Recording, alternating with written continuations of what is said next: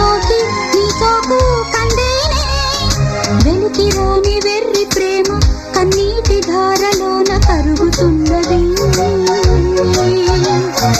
నాదు శోకమోపలేక నీ గుండె బాధపడితే తాళనన్నది మనుషులెరుగలేరు మామూలు ప్రేమ కాదు అగ్ని కంటే స్వచ్ఛమైనది మమకారమే ఈ లాలి పాటగా రాసేది హృదయమా